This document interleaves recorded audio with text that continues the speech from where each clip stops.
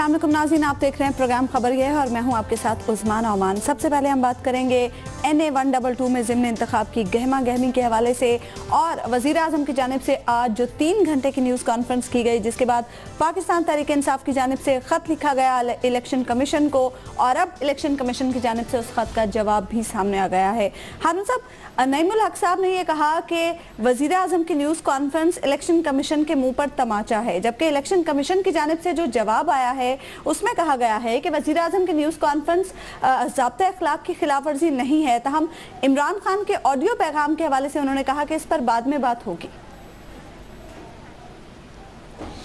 देखिए, इमरान खान का ऑडियो पैगाम भी गलत है और मेरा ख्याल है वैसे वो दानिस्ता नहीं है, ना दानिस्तगी में हुआ होगा, इसलिए कि वो लंदन में रिकॉर्ड कराया गया, वहाँ से कोई सिस्टम होगा जिसके ज़रिए कम कीमत पे वो पहुँच जाता होगा।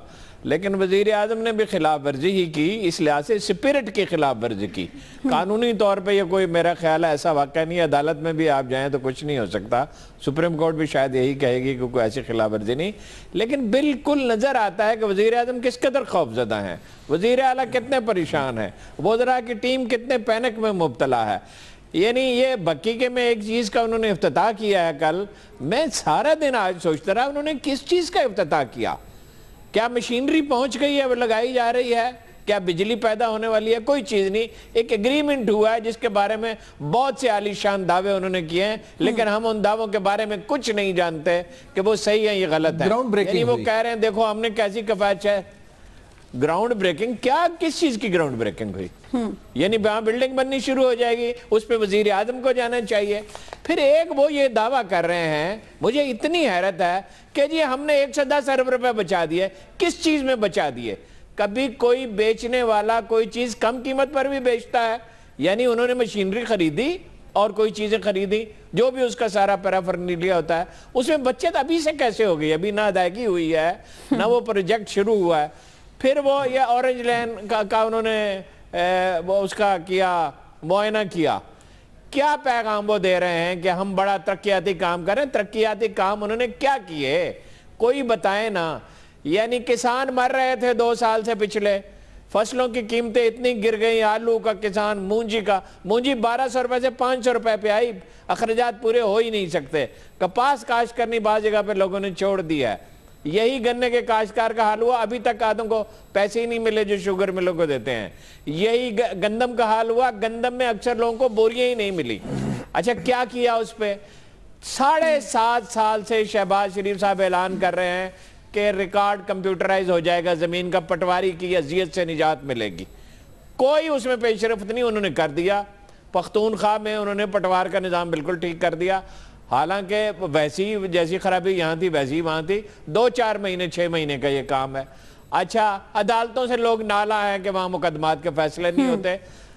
बिहार की हुकूमत ने 72 घंटे के मुज़ाकरात के बाद सतीश कुमार जब आए थे तो अदालती अमल में बेहतरी शुरू कर दी थी और 6 महीने में वो हो गई थी। 7.5 साल में।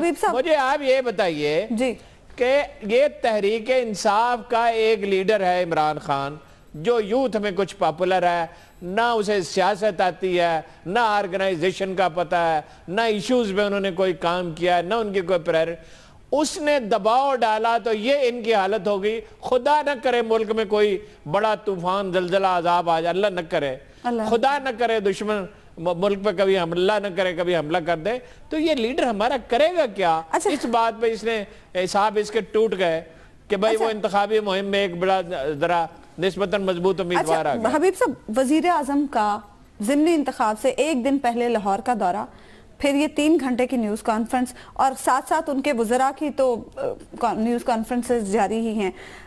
किस बात का डर है उन्हें?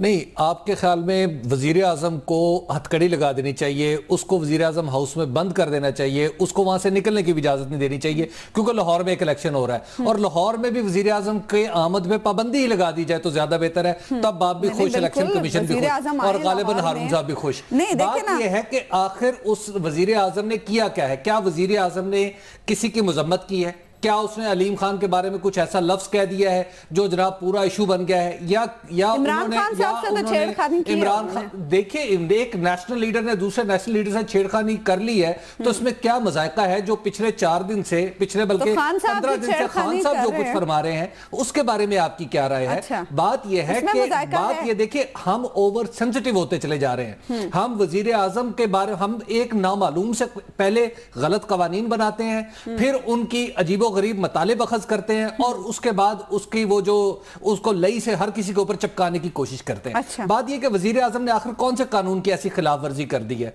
जो इतनी ज्यादा परेशानी फैल गई है?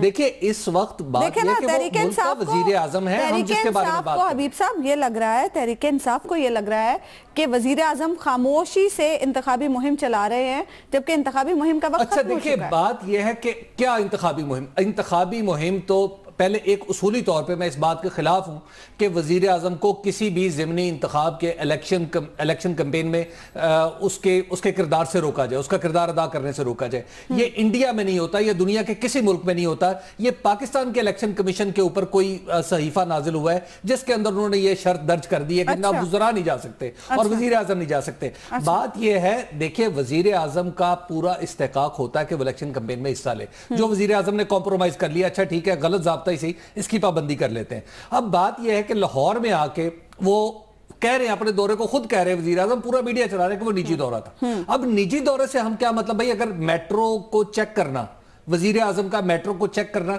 इसके क्या पॉलिटिकल मीनिंग? यानी आप इस बात से इत्तेफाक नहीं करते? ऑरेंज लाइन की वर्किंग को चेक करना, इसके क्या पॉलिटिकल मीनिंग? यानी आप इस बात से इत्तेफाक नहीं करते कि खान साहब की जारहाना सियासत ने नून लीग को कुछ नर्वस कर दिया? देखिए बात यह है कि इलेक्शन कैंपेन्स क्या चलती नहीं। अच्छा ये बताइए कि क्या अगर अयाज सादिक हार जाता है, फर्ज किया हार जाते हैं, तो क्या हुकूमत बदल जाएगी या कुछ और हो जाएगा? ऐसा कुछ नहीं होने वाला। देखिए एक नशिस्त का हुजूर यही तो हम कह रहे हैं।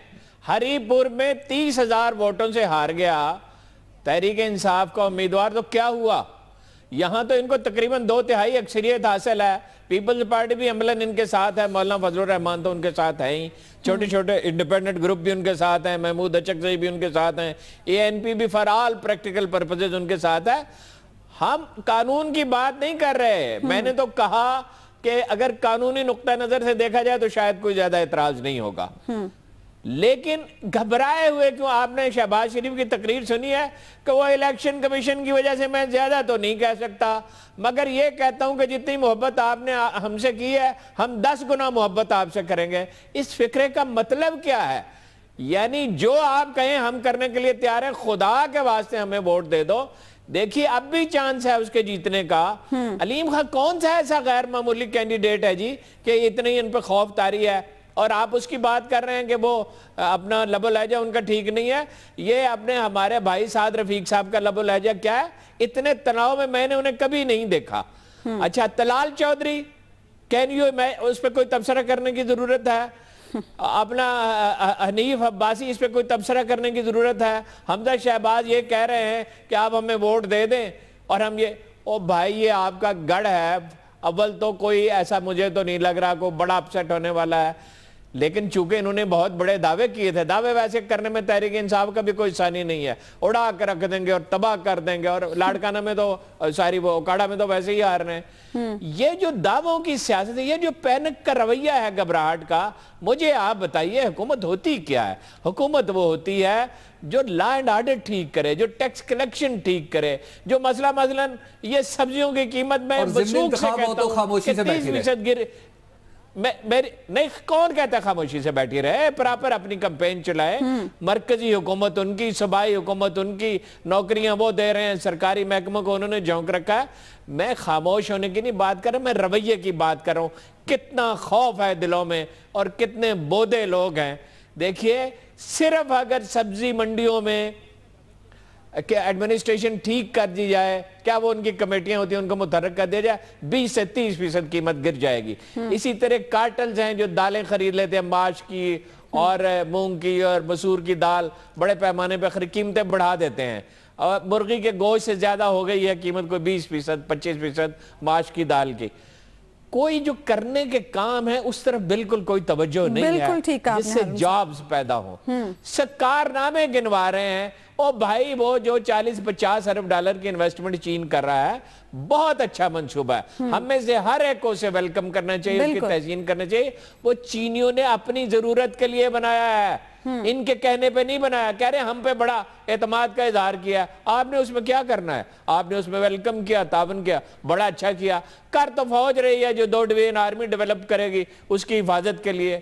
اچھا اگر وزیر اعظم چاہے یا حکومت چاہے, بھائی ہم کہہ رہے ہیں, اور مسئلہ جتنا ہوتا ہے نا یار, ہم بھی ہر روز دفتروں میں کام کر, ٹھیک ہے ہمارے کام کی سطح چھوٹی ہے, ہم چھوٹے سے دفتر چلاتے رہے ہیں. ایک مسئلہ ہوتا ہے, اس کے بعد دوسرا بھی ہوتا ہے, تیسرا بھی ہوتا ہے. پینک نہیں کر جانا چاہیے. لیڈر وہ ہوتا ہے جو پینک کا شکار نہ ہو. دنیا میں بڑی بڑی جنگیں ہوتی ہیں, بڑے بڑے مصائب ہوتے ہیں, طوفان اور زلزلے آتے ہیں, معیشتیں ڈوب رہے. ملائیشیا کی معیشت ڈوب رہی تھی نا, پھر کیا کیا تھا انہوں نے کہا ہم IF کی بات نہیں سنتے, ہم اپنے طور پہ اس کو حل کریں گے. ایک بریک لے لیتے ہیں یہاں پر ناظرین, اور بریک کے بعد بھی ہم ڈسکشن کا سلسلہ جاری رکھیں گے.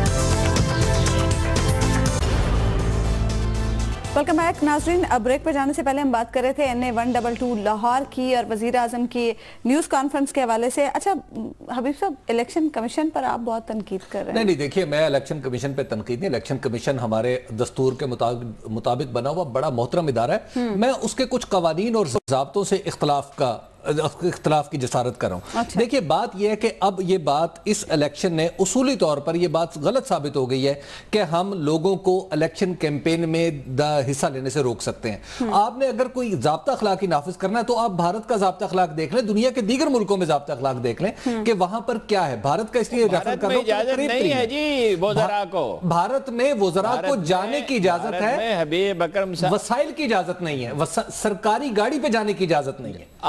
آپ اس پہ تحقیق کریں. جی میں نے آج سرکاری ملازموں کو استعمال کیا جا رہا ہے یا نہیں, نوکریوں کی پیشکشیں کی جا رہی ہیں یا نہیں کی جا رہی ہیں. کل آپ پتہ کر لیں جتنی دیگوں کا آرڈر علیم خان نے دیا اتنی دیگوں کا آرڈر جو ہے وہ نون لیگ نے دیا ہے. صرف ایک حلقے سے آج خبر آ رہی تھی, وہ باورچی نے بتایا 10 دیگیں ان کے لیے پکا رہا ہوں, 10 دیگیں اس کے لیے پکا رہا ہوں. اگر 1 لاکھ آدمیوں کے لیے کھانا پکائیں گے تو 10 کروڑ روپے اس پہ خرچ ہوں گے. آپ اندازہ لگائیں. آپ کہہ رہے ہیں کہ الیکشن کمیشن بڑا محترم ادارہ ہے. خدا کی قسم اگر یہ ایک زندہ الیکشن کمیشن ہوتا ہے, ان دونوں امیدواروں پہ پابندی لگاتا ہے, دونوں پارٹیوں کو جرمانہ کرتا اور اس الیکشن کو کالعدم قرار دے کے نئے الیکشن طلب کرتا. اچھا ہارون صاحب, یہاں میرا ایک سوال, تو ایک اس کی اپنی کمزوریاں ہیں, ایک دونوں طرف سے ناروا دباؤ ڈال کے اسے زچ کر دیا گیا ہے. کم از کم چیف الیکشن کمیشنر کے بارے میں ہم کہہ سکتے ہیں کہ وہ یہ چاہتے ہیں کہ فیئر الیکشن ہو.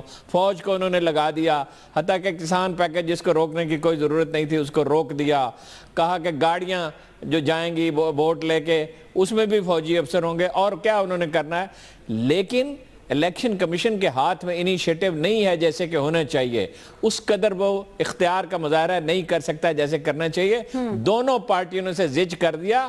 یہ جمہوریت صرف کافی نہیں ہوتی, اس کی اخلاقی بنیادیں درکار ہوتی ہیں.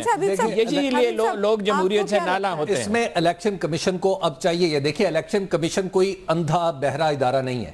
یہ آنکھیں رکھنے والا, دست و بازو رکھنے والا, دانت رکھنے والا ادارہ ہے. اب یہ اپنے دانت دکھائے. یہ جس طرح الیکشن کے دوران سارے اداروں کی مدد حاصل کر لیتا نا کہ فوج یہ کرے گی, پولیس یہ کرے گی, پٹواری یہ کرے گا, کوئی یہ کرے گا. بات یہ ہے کہ اس الیکشن کی تحقیق کے لیے بھی ISI کو, اس پرٹیکولر حلقے کی ISI کی مدد لینی چاہیے, IB کی مدد لینی چاہیے, پولیس کی اسپیشل برانچ کی مدد لینی چاہیے, اور سراغ لگانا چاہیے کہ کس کو کس نے پیسے دیے, کس طرح ووٹ خریدے گئے, کس طرح ووٹوں کا دھندا جاری ہوا, کس نے کیا کیا. اور یہ سارے کام کرنے چاہیے الیکشن کمیشن کو. اگر اس الیکشن کو ہم نے ٹیسٹ کیس نہ بنایا بالکل, اور یہ ہوا تو الیکشن کا عدم ہو جائے گا. الیکشن جو بھی جیتے, اور پھر اس کے نتیجے میں آئندہ الیکشن میں کسی شریف آدمی کا حصہ لینا ممکن نہیں رہے. اچھا ہارون صاحب, ڈونگی گراؤنڈ کے جلسے میں خان صاحب نے یہ کہا تھا کہ ہمیں کوئی کیسے ہرائے گا, ہرایا تو اسے جا سکتا ہے جو ہار مان لے, اور ہم تو ہار مانتے ہی نہیں ہیں. اگر ضمنی انتخاب کے بعد بھی میں نہ مانوں کا یہ کھیل جاری رہتا ہے تو پھر ہم اس الیکشن کے حوالے سے یہ کہہ سکتے ہیں کہ اس الیکشن کا کیا فائدہ. نہیں میرا خیال ہے کہ ان کی یہ مراد نہیں تھی. خان صاحب الفاظ کے انتخاب میں بالکل محتاط نہیں ہیں اور ہیٹ بھی بہت غیر ضروری طور پہ جنریٹ کرتے ہیں جس کی پرائس انہیں خود بھی ادا کرنی ہوگی. ان کی مراد یہ تھی کہ ہم شکست مانتے نہیں, یعنی شکست کو قبول نہیں کرتے, ہم جیتنے کے لیے لڑتے ہیں. الفاظ کے انتخاب میں وہ غیر محتاط ہیں. باقی دیکھیے نا, جو الیکشن کمیشن کر سکتا تھا فیئر الیکشن کے لیے وہ تو اس نے کیا, سوائے اس کہ ہم یہ کہتے ہیں کہ جس طرح بے دردی سے پیسہ خرچ کیا جا رہا ہے اس کا نوٹس لینا چاہیے. اور میں اس تجویز سے بالکل اتفاق کرتا ہوں کہ بعد میں اس کی تحقیق کرائیں کہ کس نے کتنے پیسے بانٹے اور کس نے کتنی دیگیں پکائیں اور کس نے کتنے سرپرستی کی اور کس نے کتنے ترقیاتی منصوبے بنا اور کیا کیا کچھ ہوا. تو یہ الیکشن ویسے ہی کل عدم ہو جائیں گے. یہ تو دونوں پارٹیوں کا اخلاقی افلاس بالکل ظاہر ہو گیا. اور جس طرح منہ سے جاگ نکل رہی ہے دونوں پارٹیوں کے لیڈروں سے, وہ دیکھ کے اس پر حیرت ہوتی ہے. اور دنیا بھر میں الیکشن ہوتے ہیں یار, ایسا بھی کبھی ہوتا ہے. اچھا حبیب صاحب, ابھی جو سچویشن ہے, اس بات کو تھوڑا سا آگے بڑھاؤں. دیکھیے میں نے تھوڑا سا election as a student of political science میں نے الیکشن کے نظام کا تھوڑا سا مطالعہ کیا. میں اس کی روشنی میں ایک تجویز دینا چاہتا ہوں. وہ تجویز یہ ہے کہ آئندہ کہیں ضمنی الیکشن ہوتا ہے نا, ضمنی الیکشن میں الیکشن کمیشن ڈیزگنیٹڈ سائٹس بتا دے کہ یہ 4 بورڈز ہیں اس علاقے میں, یہ 5 بورڈز ہیں اس علاقے میں, ان کے اوپر اتنے سائز کا پوسٹر جو امیدوار لگانا چاہے وہ لگا دے. اس کے علاوہ ہم اشتہار بازی کی اجازت نہیں دیں گے. اور یہ گراؤنڈ ہے, فلاں گراؤنڈ ہے, اس پہ پہلے سے ٹائم ٹیبل شیڈیول بنا لیں کہ اس پہ کون کس وقت اپنی کیمپین کرے گا. باقی گھروں میں جانا ہے جیسے مرضی جائے, اور دفتر بھی اتنی تعداد سے زیادہ نہیں بنائے جا سکتے. اب یہاں پہ آپ صورتحال یہ ہے کہ ایک گلی میں جائیں 4 دفتر پی ٹی آئی کے, 4 دفتر, 4 نہیں تو 3 دفتر. اچھا ابھی صاحب مجھے تو نہیں لگتا کہ 11 اکتوبر کے بعد بھی سیاست کے اعتبار میں کوئی تبدیلی آئے گی. دیکھیں 11 اکتوبر کے بعد سیاست کے اعتبار میں, اگر سیاست سے مراد میں آپ کے سوال میں چھپا ہوا ایک نام پڑھ لوں خان صاحب کا, تو خان صاحب کے اعتبار میں تو تبدیلی آتی ہوئی نظر نہیں آتی, چاہے وہ ہارے یا جیتے. میں تو دونوں سائیڈز کی بات کر رہی ہوں. لیکن حکومت جو ہے ہمیشہ جب اپوزیشن کا معاملہ ہوتا ہے تو حکومت ہمیشہ ڈیفینسو پہ رہتی ہے. تو لہٰذا حکومت آئندہ بھی ڈیفینسو پہ رہے گی. عمران خان صاحب آئندہ بھی جارحانہ موڈ میں رہیں گے, کیونکہ بعض لوگ تو, بعض جو ان کے بدخواہ ہیں اور بعض جو ان کی اوپر غیر معمولی تنقید کرتے ہیں. حبیب اکرم صاحب, ہاں جی دیکھیے حبیب اکرم صاحب, انصاف کی بات کرنی چاہیے. ایک تو ہم خان صاحب کا یہ جو موقف ہے 2011 کے الیکشن میں جو بڑے پیمانے کی دھاندلی ہوئی ہے حکومت, ہم اس سے بالکل اگری نہیں کرتے. ہم کہتے ہیں وہ 35 فنکشن والا تو بالکل ہی غلط ثابت ہوا. دوسرا, ہم ان کی اس رائے سے بالکل اتفاق نہیں کرتے کہ یہ ہر روز جو کہہ دیا جاتا ہے کہ 2-4 مہینے میں حکومت چلی جائے گی, اور کچھ اخبار نویس بھی یہ کام کرتے ہیں. ہم تو یہ کہتے ہیں کہ یہ 5 سال اپنے پورے کریں. ہم یہ گزارش کرتے ہیں کہ اتنی پینک کا کیوں شکار ہو جاتے ہیں, اور پریورٹیز کیا یہ ہیں کہ اورنج لائن بنا دیں گے, ٹرانسپورٹ کر دیں گے. بھائی ملک کے مسائل کیا ہیں؟ ملک کے مسائل ہیں ٹیررزم, کرپشن, جابز کا کریٹ ہونا, ٹیکس کلیکشن, سرکاری دفتروں میں کام بہتر ہونا شروع ہو جائے. کہیں سے بگننگ تو کریں. کیا پولیس میں بہتری آئی ہے یار؟ کیا ایک ایک بیڈ پہ آپ جا کے دیکھیں, یہ میو ہاسپٹل میں اور باقی اسپتالوں میں 3 مریض پڑے ہوئے ہیں. یہ ڈینگی میں 127 صرف 2-3 دن میں مریض جو ہیں راولپنڈی میں وہ ہسپتالوں میں پہنچے ہیں, اور ہسپتال انہیں سنبھال نہیں سکتے, اور خدا نہ کرے کہ یہ پھیل جائے. ہر چیز کو جنگی بنیادوں پہ کرتے ہیں, ہنگامی بنیادوں پہ کرتے ہیں. کوئی دیر پا منصوبہ بندی نہیں ہے. ہیلتھ ہے, ایجوکیشن ہے, کسی چیز میں کوئی دیر پا منصوبہ بندی نہیں ہے. ہم تو اس کی بات کر رہے ہیں. اور اگر خان صاحب کا رویہ جارحانہ ہو تنہا, اور جواب میں اسی طرح کی گفتگو شیخ رشید اور طلال چودھری نہ کریں, تو ان کی لوگ خود مذمت کریں گے. لیکن وہ دوسری طرف سے بھی غدار, غیر ملکیوں کے اعلی کار, یہودیوں کے, ہندوؤں کے ایجنٹ, یار یہ کیا ہے؟ یعنی یہ اگر آپ ایک آدمی نے تلخ بات کی اور ناروا الزامات لگائے, اور جواب میں آپ نے اس سے بڑھ کر ناروا الزامات لگائے, تو یہ رکے گا کہاں سلسلہ جا کے؟ دیکھیں بات یہ ایک اور بھی ہے نا کہ ہارون صاحب, جو لوگ ہیں وہ عمران خان کو فالو کرتے ہیں. صف اول کے لیڈر کی طرف سے کچھ کہا جانا اور صف دوم کے لیڈروں کے رویے پر بات ہونا, یہ 2 الگ الگ چیزیں ہیں. صف دوم کے لیڈر نواز شریف کی مرضی سے کہہ رہے ہیں. آپ کا خیال ہے پرویز رشید صاحب اپنی مرضی سے یہ لب ان کی مرضی سے ہے, اور طلال چودھری کی جو کل تک کاف لیگ کا حصہ تھے بلا وجہ سرپرستی کی جا رہی ہے. بریک لے لیتے ہیں یہاں پر ناظرین, اور بریک کے بعد بھی ہم ڈسکشن کا سلسلہ جاری رکھیں گے.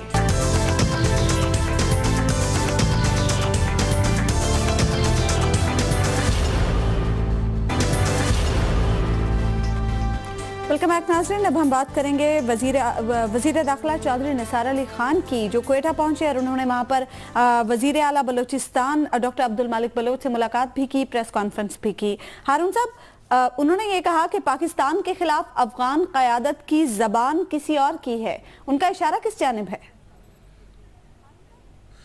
मेरा ख्याल है उनका इशारा इंडिया की तरफ है और उन ग्रुपों की तरफ है, शमाली इत्तेहाद वगैरह की तरफ, जो मसलसल सदर अशरफ गनी पे दबाव डाल रहे हैं, जो कि कमज़ोर आदमी हैं।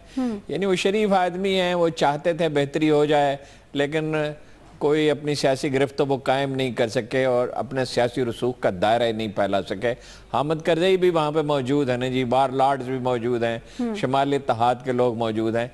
अफ़गानिस्तान के सिलसिले में सबसे अहम खबर यह है, यानी अफ़गानिस्तान भी उसका एक हिस्सा है पूरे प्रॉब्लम का, कि बलूचिस्तान में बहुत इंडिया जो है वो परेशान है। और ये हरब यार वाली मरी वाला जो वाक़या हुआ है, इसमें ऐसा लगता है कि लगता क्या है, इसकी इत्तलात ये है कि इंडिया इस मसले को इंटरनेशनलाइज करने का इरादा रखता है। अच्छा। अब हुआ ये है कि 70-75% तो कमी आ गई है वहाँ पे टेररिज्म में, और जितनी ये तंजीमें थी, बरामदाग मुफ्ती ने तो बिल्कुल सुलह का इशारा दे दिया, और ये जो जावेद गालिबन नाम है मैंगल साहब के साहबजादे का, उसकी तंजीम भी कमज़ोर होगी, वैसे भी सप्लेंटर ग्रुप है, बराम दाग की भी कमज़ोर होगी, बाकी अल्लाह नज़र का वजूद ही नहीं है। ऐसा लगता है कि बिल्कुल यानी वो जो इतला थी कि मारा गया है वो ख़त्म हो गया। 400-500-600 के करीब फरारी जो है वो हथियार डाल चुके हैं, तो पेशरफ्त बहुत ज़्यादा है। अगरचे वो कोई भी एक बड़ा वाक़या हो जाए तो नफसियाती दबाव बहुत बढ़ जाता है। तो चौधरी निसार ने उन कुव्वतों की तरफ इशारा किया। देखिए, कुंदुज में जो है वो तो अफगान बेल्ट नहीं है, उस पर कैसे कब्जा हो गया? इसका मतलब ये है कि कोई ना कोई फोर्स है उस इलाके में जो तालिबान की मदद कर रही थी। अच्छा। वो कौन है? इसमें अभी बहुत से इंकशाफात सामने आ सकते हैं। इंडिया हो सकता है और बाद मुल्क भी हो सकते हैं जो नहीं चाहते चीजें यहाँ सेटल हो जाएं। वो इंडिया की सारी चीन की सरहद के करीब है, वो जो वस्ती एशियाई रियासतें हैं उन पे असरअंदाज हो सकता है। तो ये तय दर साजिशों का एक सिलसिला है जिसको रोकने की कोशिश की जा रही है। अच्छा हबीब साहब, अभी हारून साहब ने कहा कि इंडिया इस मामले को इंटरनेशनलाइज करने की कोशिश कर रहा है।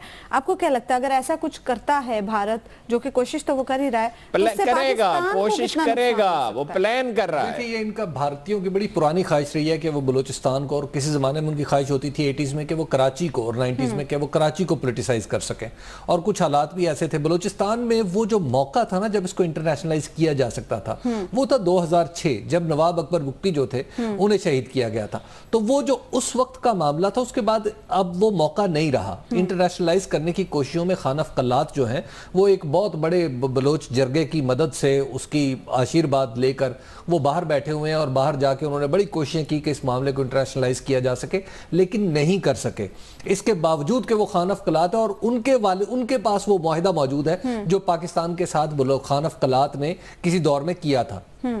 तो लिहाजा अब भारत इसमें से कुछ ज्यादा, ये आप यूं समझिए कि चले हुए पटाखे को दोबारा चलाने की कोशिश है। भारत तो इस सिलसिले में कामयाब नहीं हो सकेगा, लेकिन वो तासुर ये देना चाहता है कि वो चूंकि आपने कश्मीर को इंटरनेशनलाइज किया है तो हम बलूचिस्तान को इंटरनेशनलाइज कर देंगे। हालांकि ये बिल्कुल दो अलग अलग चीजें। इंटरनेशनल डिप्लोमेसी में इन दोनों को इकट्ठा करना, जक्स्टापोज करके दिखाना आलमी रायामा को बहुत मुश्किल काम है। ये भारतीयों के बस का काम नहीं, बल्कि इसे किसी भी के भी बस का काम नहीं है।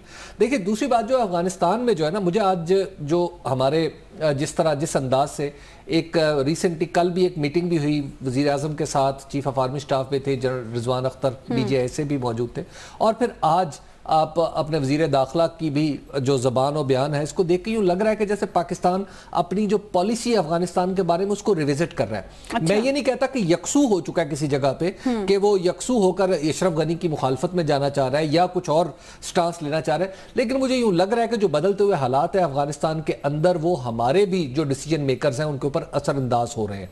क्योंकि वो उन्होंने जो रीसेट रिव्यू के बटन जो बड़े अरसे तक जिनके ऊपर जो गर्द पड़ चुकी थी, मेरा ख्याल है कि अब वो दबाए जा रहे हैं, और वो दोबारा से देख रहे हैं कि अफगानिस्तान में अगर तालिबान इसी तरह एडवांस करते रहते हैं तो फिर मामला कुछ और होंगे। अब पॉलिसी में तब्दीली आ सकती है अफगानिस्तान के हवाले से जो पॉलिसी? देखिए, उसमें एक तो बुनियादी शिकायत है और एक बुनियादी फैसला हो चुका है। बुनियादी शिकायत यह है कि कार्रवाई वजीरिस्तान में शुरू करने से पहले हमने आपको इत्तला दी कि वहां आप बंदोबस्त करें। टॉप मिलिट्री लीडरशिप जो कहती है वो मैं आप चर्च कर रहा हूँ, दिस इज फ्रॉम हार्शेस माउथ। हमने आपको इत्तला दी, आपने कोई बंदोबस्त वहां नहीं किया, जाहिर है वहां प्रॉब्लम बढ़ना था, एग्रीवेट होना था। दूसरी बात यह है कि बॉर्डर पे और तो अभी बहुत बड़े फैसले तो शायद नहीं होंगे दीवार बनाने का और बारूदी सुरंगें बिछाने का, लेकिन उस पे पेट्रोलिंग का फैसला हो गया है कि मैक्सिमम उसकी निगरानी की जाएगी ताकि दोनों तरफ आमदोरफ्त जो है उस इसमें बिल्कुल ठोस इक़दामात मेरा ख्याल है कि जल्द सामने आएंगे। दूसरा ये है कि तुर्की जा रहे हैं अभी चीफ ऑफ आर्मी स्टाफ, तो बुनियादी तौर पर अफगानिस्तान पे बात करने के लिए जा रहे हैं। वो दाइश वगैरह की बात भी होगी, दोनों तरफ ताल्लुकात की भी बात होगी, लेकिन बुनियादी तौर पर इसलिए कि तुर्की एक बहुत अहम फैक्टर है अफगानिस्तान में, लोग इस पर गौर नहीं करते। तुर्कमानों के साथ और उज़्बकों के साथ उनके कदीम ताल्लुकात हैं। एक तो पूरा तुर्क कबीला जो 79 में माइग्रेट करके आया था 80s के शुरू में, वो वहां चला गया था। कुलागा का कबीला, नाम वो कबीले का मुझे याद नहीं आ रहा, तुर्कों का कबीला है, वहां उसे जंगल में बसाया गया। सिर्फ ये नहीं है कि ब्रसल्स में मीटिंग होती हैं या जर्मनी में होती हैं अमरीकी वहां पर, या कतर में होती हैं, चीन में होती हैं, तुर्की भी इसमें एक फरीक है। तो इसमें ये पेट्रोलिंग का फैसला हो गया है और कहीं जहां मुमकिन है खंदक भी खोदी जाएगी, खोदी जा रही है बलूचिस्तान में, लेकिन जी बहुत से इक़दामात होंगे जो जल्दी सामने आ जाएंगे। लेकिन बहरहाल अशरफ गनी से तवक्कुआत पूरी नहीं हो सकी, वो कमजोर आदमी हैं, दूसरे लोग ज्यादा असरअंदाज हो रहे हैं, तो पाकिस्तान को बाद मामलात में शायद सख्ती से काम लेना पड़ेगा, मैं इससे एग्री करता हूँ। ठीक है, एक ब्रेक ले लेते हैं यहाँ पर नाज़रीन, और ब्रेक के बाद भी हम डिस्कशन का सिलसिला जारी रखेंगे।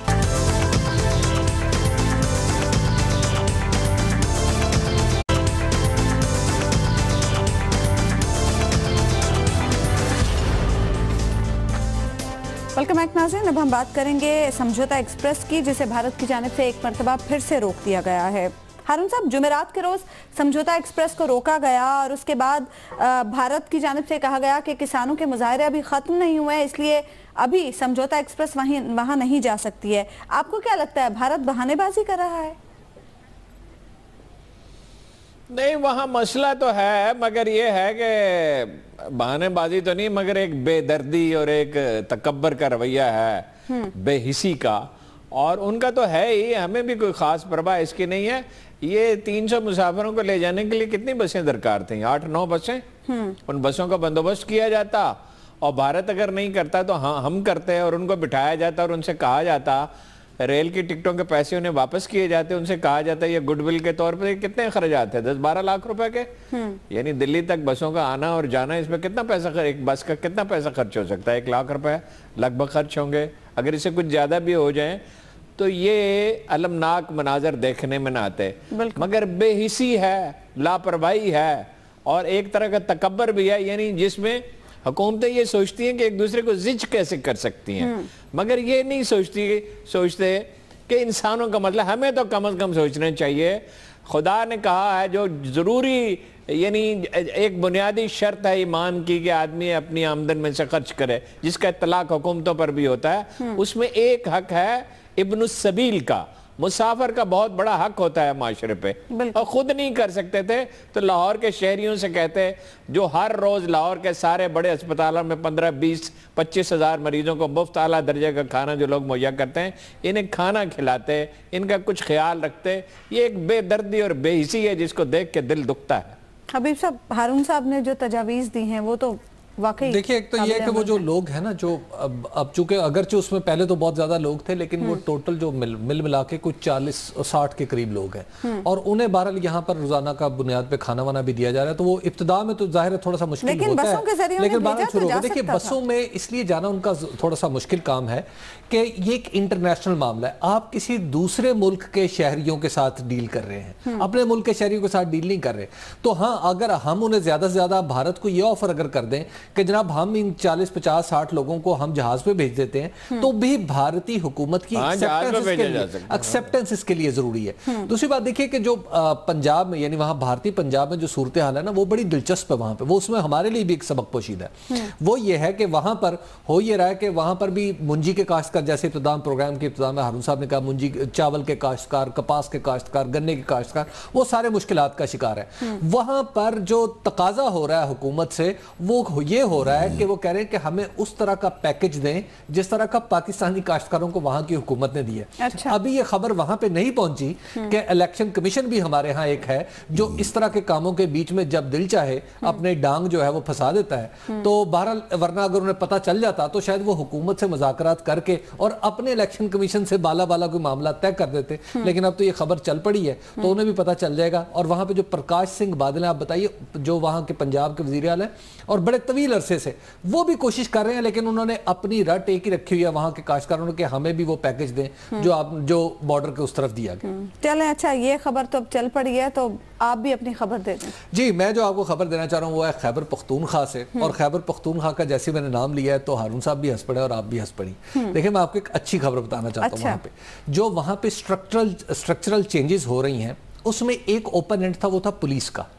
اور پولیس کا اینڈ جو ہے وہ پلگ کرنے کا کام شروع ہو گیا ہے. اور وہاں پر انہوں نے جو پولیس آرڈر 2002 جو جنرل پرویز مشرف نے نافذ کیا تھا, اور اس کو پولیس کے جتنے بھی سووی لوگ تھے جو جاننے والے جہاندیدہ لوگ تھے وہ کہتے تھے یہ بیسٹ آرڈر ہے, اس سے پولیس خود مختار ہو جائے گی. اس آرڈر کو باقاعدہ طور پر پارلیمنٹ سے منظور کرا کر ایک قانون کی صورت بنوا دیا جائے گا. اور اس کے نتیجے میں خیبر پختونخوا کی جو پولیس ہے, اسمبلی سے, جی معاف کیجیے گا, جی خیبر پختونخوا کی اسمبلی سے منظور کروا کے باقاعدہ وہ ایکٹ بن جائے گا. اور اس کے بعد خیبر پختونخوا کی پولیس پہلی پولیس ہوگی جو سرکاری دباؤ یا سیاسی دباؤ سے آزاد ہو جائے گی. وہاں پر باقی تینوں صوبے جو ہیں باقی بھی اس پہ غور کریں کہ کیا ہو سکتا ہے. یہ میرا خیال ہے کہ بڑی فنڈامنٹل ڈیولپمنٹ ہے جو کے پی کے کی گورنمنٹ میں آ رہی ہے. ہاں, ایک اور آپ کی اجازت سے, اچھا, وہاں پہلے بھی کافی بہتری ہے. آئی جی ناصر درانی کے کام میں کوئی مداخلت نہیں کرتا, اور کوئی وزیر یا صوبائی اسمبلی کا ممبر قومی اسمبلی کا سفارش کرے تو یہ نیگیٹو پوائنٹ ہوتا ہے. وہاں پہلے بھی اس طرح کی مداخلت نہیں ہے. بالکل. اچھا حبیب صاحب, ایسا نظام دوسرے صوبوں میں لانے کے لیے کتنا وقت دوسرے صوبوں میں لانے کے لیے میرا خیال ہے کم از کم 4-5 صدیاں تو لگیں گی. ہو سکتا ہے اس سے کچھ زیادہ ٹائم لگ جائے. پنجاب میں تو یہ آئندہ 1000 سال تک مجھے نظر نہیں آتا, کیونکہ پنجاب کے حکمران دیکھیں جو پنجاب کے حکمران ہیں وہ اسٹرکچرل چینجز یعنی آپ کہہ رہے ہیں, آپ یہ کہہ رہے ہیں کہ شریف خاندان کی حکومت کوئی 1000 برس رہے گی؟ میں یہ نہیں کہہ رہا, لیکن پاکستان یہاں پہ حکمرانوں میں وہ خواہش نظر نہیں آ رہی. کریں کہ یہ زیادہ سے زیادہ 3-4 سال کے اندر اگر وہاں پوری طرح نیک دلی سے امپلیمنٹ کر دیں اور رکاوٹیں دور کر دیں. خرابیاں وہاں بھی ہیں, ایون وہاں یہ ساری کوششوں کے باوجود بھی بعض اوقات پیسے لیے جاتے ہیں نوکریاں دینے کے لیے. ناصر درانی تو بہت ہی یعنی قابل اعتماد آدمی ہے, لیکن نچلی سطح پہ اب بھی بہت گڑبڑ ہوتی ہے. کر دیں تو 3-4 سال کے عرصے میں یہ پنجاب میں اور سندھ میں بلوچستان میں کرنا ہی پڑے گا. اس لیے اس پہ گفتگو کا موقع نہیں ہے. مجھے پتا ہوتا تو میں اس کی تیاری کر کے آتا, اس کو شروع میں رکھتے. وہ ایسا زبردست قانون ہے کہ اس کی روح کے مطابق اس پہ عمل کیا جائے تو جرائم میں کم از کم 60-70% کمی آ جائے. بے شک. میرے خیال سے باقی صوبوں کو صرف نیک نیتی کی ضرورت ہے. بھی وہاں جو منظور کرانے کی کوشش ہو رہی ہے, وہ خان صاحب اس کے بارے میں بڑے پرجوش ہیں, عمران خان صاحب, وہ ہے کانفلکٹ آف انٹرسٹ کا, کہ سیاستدان بزنس نہ کرے. اچھا, اب وہاں پر جو سیاست کی اپنی پارٹی کے درمیان جو ہے بڑا فرق اور افتراق پیدا ہو گیا ہے. وہ کہہ رہے ہیں کہ جناب یہ غیر حقیقی ہے, یعنی کوئی آدمی جو چھوٹا موٹا کاروبار کرتا ہے اپنے فارغ وقت میں تو وہ کیسے کرے گا, آپ وہ اپنے گھر کے معاملات کیسے چلائے گا, سیاسی ضروریات کیسے پوری کرے گا. تو خان صاحب اٹکے ہوئے, نہیں جی, جس طرح میری ضروریات پوری ہو رہی ہے ہر سیاستدان کی پوری ہوتی ہے, ایسا ہوتا نہیں ہے. پنجاب میں تو کبھی آ ہی نہیں. دیکھیں, یہ کانفلکٹ آف انٹرسٹ کا جو لا ہے یہ میرا خیال ہے غیر حقیقی کوشش ہے. اس پہ مزید ڈیلیبریشن ہونی چاہیے, جو میرا خیال ہے پاکستان تحریک انصاف نے ابھی تک کے پی کے اندر کی نہیں. ٹھیک ہے, پروگرام کا وقت ناظرین ختم ہوا. آپ سے ملاقات ہوگی انشاءاللہ کل. اللہ نے کے ساتھ.